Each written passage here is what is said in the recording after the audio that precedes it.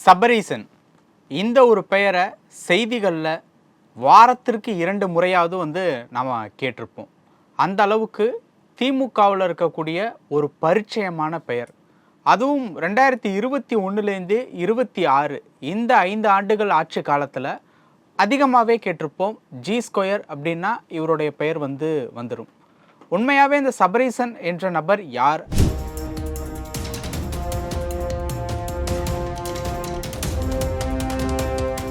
ஸ்டாலின் அவர்கள், முதல்வர் ஸ்டாலின் அவர்களுடைய மருமகன், உதயநிதி அவர்களுடைய மச்சான் மாதிரியான ஒரு முறையில் வரும். சபரீசன் அவர்களை பொறுத்த வரைக்கும் திமுகவினுடைய நிழல் உலக ஒரு அதிகார மையம் அப்படின்னு நம்ம சொல்லலாம். சரி, இப்போ சபரீசனை பற்றி பேசுவதற்கு உண்டான என்ன விஷயம் அப்படின்னு பார்த்தோம் அப்படின்னா, வில்லிவாக்கத்தில் தற்பொழுது தேர்தல் பிரச்சாரம் விஷயங்கள்லாம் ரொம்ப மும்முரமாக நடந்துக்கிட்டு இருக்கு. வில்லிவாக்கத்தினுடைய திமுக வேட்பாளரான கார்த்திக் மோகனுக்கு ஆதரவாக சபரீசன் அவர்கள் பிரச்சாரம் பண்ணிட்டு இருக்காங்க. இந்த மாதிரியான நிகழ்வு இதுக்கு முன்னாடி நடந்ததில்லை. 2024 நாடாளுமன்ற தேர்தல் நேரத்திலையும் நடந்ததில்லை, 21 சட்டமன்ற தேர்தல் நேரத்திலையும் நடந்ததில்லை. இப்போ இதை செய்வதற்கு உண்டான காரணம் என்ன? சில நாட்களுக்கு முன்னாடி சபரீசன் அவர்கள் நேரடி அரசியலுக்கு வரப்போகிறாங்க. அப்படி வரக்கூடிய அரசியல் நாடாளுமன்ற தேர்தல், டெல்லி பதவி, இந்த மாதிரியான விஷயங்களுக்குள்ளே தான் இருக்கும் அப்படின்னு சொல்லப்பட்டுச்சு. அது வதந்தியான ஒரு செய்தியா இல்லை உண்மையின் அடிப்படையிலையா அப்படிங்கிறது ஒரு தனி கதை அப்படின்னு வச்சுருந்தாலும், தற்பொழுது தேர்தல் பிரச்சாரம் வரைக்கும் சபரீசன் வந்திருக்காரு அப்படின்னா அது நார்மலாக கடந்து போகக்கூடிய ஒரு விஷயம் கிடையாது. இது நேரடி அரசியலுக்கு வர்றதுக்கு உண்டான ஒரு ஆரம்ப புள்ளி அப்படின்னு நம்ம வச்சுக்கலாம். நேற்று சபரீசன் அவர்கள்ட்ட பிரைம் சேனல்ஸ் எல்லாருமே ஒரு பைட் மாதிரி கேட்கும்போது, இந்த 2026 தேர்தலை பொறுத்த வரைக்கும் தாவேகா உங்களுக்கு எந்த மாதிரியான ஒரு இடையூறாக இருக்கும் அப்படின்னு சொல்லி கேட்கும்போது, திமுகவினுடைய 100% வெற்றிக்கு தாவேகா எந்த விதமான இடையூறுமே கிடையாது, எங்கள்கிட்ட நிறைய ஸ்கீம்ஸ் எல்லாம் இருக்குது அப்படின்னு ரொம்ப ஷார்ட் டைமாக பேசியிருந்தாலும் அவருடைய தெளிவான விளக்கத்தை கொடுத்துட்டு போயிருக்காரு.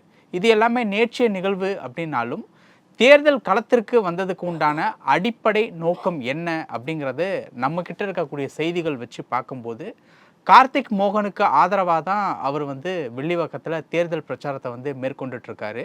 கூடவே சபரீசன் அவருடைய மனைவி செந்தாமரையும் அழைச்சிட்டு வந்ததாக ஒரு தகவல். அது வீடியோக்குள்ளே இல்லைன்னாலும் செய்தியை அறிஞ்சவங்க சொல்லப்படக்கூடிய ஒரு விஷயத்தின்படி நம்ம பேசிக்கிட்டு இருக்கோம். செந்தாமரை முதல்வர் ஸ்டாலின் அவர்களுடைய மகள், உதயநிதி அவர்களுடைய தங்கச்சி. ஸோ இந்த ஒரு முறையில் தான் அவங்க இருக்காங்க. ஸோ இவங்க எல்லாருமே சேர்ந்து தான் வில்லிவாக்கத்தில் தேர்தல் பிரச்சாரத்தை மேற்கொண்டுட்ருக்காங்க. வில்லிவாக்கம் தொகுதியை பொறுத்த வரைக்கும் சென்னையில் இருக்கக்கூடிய பெரிய தொகுதிகளில் வில்லிவாக்கம் தொகுதியும் ஒன்று. இந்த வில்லிவாக்கம் தொகுதியில் பர்டிகுலராக சபரீசன் அவர்கள் பிரச்சாரம் செய்வதற்கு உண்டான காரணம் என்ன அப்படின்னு பார்க்கும்போது, ஆப்போசிட்டில் தாவேகாவினுடைய வேட்பாளராக ஆதவ் அர்ஜுனா அவர்கள் இருக்காங்க. ஆதவ் அர்ஜுனாவை பொறுத்த வரைக்கும் 2021 சட்டமன்ற தேர்தல் நேரத்தில் திமுகவுக்கு தான் ஸ்ட்ராட்டஜி ரிலேட்டபிளான விஷயங்களுக்கு ஒர்க் பண்ணிட்டு இருந்தார். பின்னால் விசிகாவில் துணை பொதுச் செயலாளருங்கிற பதவியில் இருந்தாங்க. அதன் பின்பு தாவேகா. இந்த ஒரு ஆர்டரில் தான் அவருடைய அரசியல் பயணம் அமைஞ்சிருந்தது. 2021 சட்டமன்ற தேர்தல் நேரத்தில் சபரீசன் அவர்கள் கூட தான் அந்த ஸ்ட்ராட்டஜி ஒர்க்கெல்லாம் நடந்திருக்கு. அது மட்டும் இல்லாமல் தற்பொழுது திமுகவினுடைய வில்லிவாக்கம் வேட்பாளராக இருக்கக்கூடிய கார்த்திக் மோகன், சபரீசன், ஆதவ் அர்ஜுனா இவங்க 3 பேருமே கடந்த காலங்களில் நல்ல ஒரு ஜிகிரி தோஸ்த் அப்படின்னு சொல்லப்படக்கூடிய அளவுக்கு அவங்களுக்கு உண்டான ஒரு நட்பு இருந்திருக்கு. அதன் பின்பு சில மனஸ்தாபங்கள், அந்த மனஸ்தாபங்கள் மன வருத்தங்களில் முடிஞ்சு 3 பேருக்குமே பிரிவு ஏற்பட்டு 2 பேர் ஒரு கட்சி, ஒருத்தர் வேறு ஒரு கட்சி அப்படிங்கிற நிலையில தான் தற்பொழுது தன்னுடைய அரசியல் பயணத்தை மேற்கொண்டுட்ருக்காங்க. 2 பேருக்கும் இடையே ஒரு ஈகோ இருக்குது அப்படிங்கிறது பல அரசியல் விமர்சகர்களுடைய கருத்தாக இருக்குது. அது என்ன ஈகோ அப்படின்னு பார்க்கும்போது, சில பேர் சொல்கிறாங்க பணம் ரிலேட்டபிளான விஷயங்கள் அவங்க 3 பேருக்குள்ளே இருக்குது, அதனால் ஏற்பட்ட ஒரு ஈகோ அப்படின்ட்டு சொல்கிறாங்க. 2021 தேர்தல் முடிந்ததன் பிறகு ஆதவ் அர்ஜுனா அவர்கள் எம்பி சீட்டு கேட்டதாகவும், அதற்கு சபரீசன் அவர்கள் மறுத்ததாகவும், அதனால் ஒரு மனஸ்தாபம் ஏற்பட்டதாகவும் ஒரு தகவல் இருக்குது. வாட்டவர், ஆனால் மனஸ்தாபம் இருக்குது அப்படிங்கிறதுனால தான் இரு முனையிலையுமே தற்பொழுது 2026 சட்டமன்ற தேர்தலை அவங்க சந்திச்சுக்கிட்டு இருக்காங்க.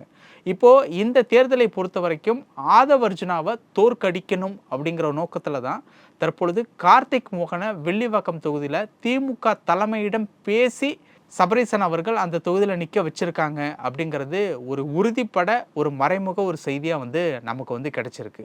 இது ஒரு விஷயமா இருந்தாலும் பர்டிகுலராக சபரீசன் அவர்கள் வெள்ளிவாக்கம் தொகுதியில் மட்டும் பிரச்சாரம் மேற்கொள்ள போகிறாங்களா, இல்லை வேறு ஏதாவது தொகுதிகளில், இல்லை தமிழகம் முழுவதும் இருக்கக்கூடிய தொகுதிகளில் பிரச்சாரம் மேற்கொள்ள போகிறாங்களா அப்படிங்கிறத நமக்கு அடுத்தடுத்த நாட்களில் வந்து தெரிஞ்சிடும்.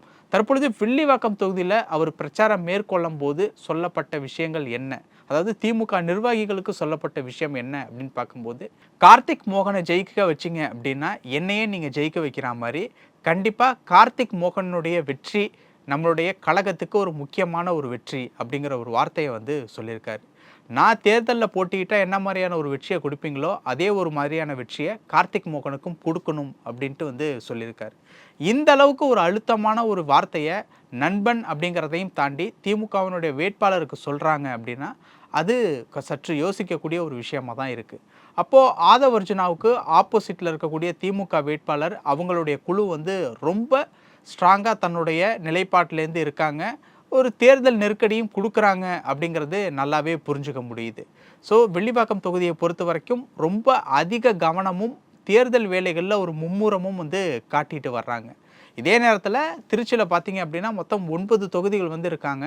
அந்த 9 தொகுதிகள்லையுமே நம்ம வந்து ஜெயித்தோம் அப்படின்னா அது நம்மளுடைய ஆட்சி அமைப்பதற்கு உண்டான ஒரு சமமான ஒரு வெற்றி அப்படிங்கிற ஒரு விஷயத்தையும் நகர்ப்புற வளர்ச்சித்துறை அமைச்சராக இருக்கக்கூடிய திரு கே.ஏ. நேரு அவர்கள் வந்து சொல்லியிருக்காங்க. ஸோ அடித்தா வந்து 100% ஹிட்டு தான் அப்படிங்கிற ரேஞ்சில் தான் திமுகவினுடைய தலைமை தன்னுடைய நிர்வாகிகளுக்கு அறிவுரையா இல்லை வேறு ஏதாவது ஒரு ஆர்டரா அப்படிங்கிற மாதிரியான விஷயங்கள் சரியாக சொல்ல தெரியல.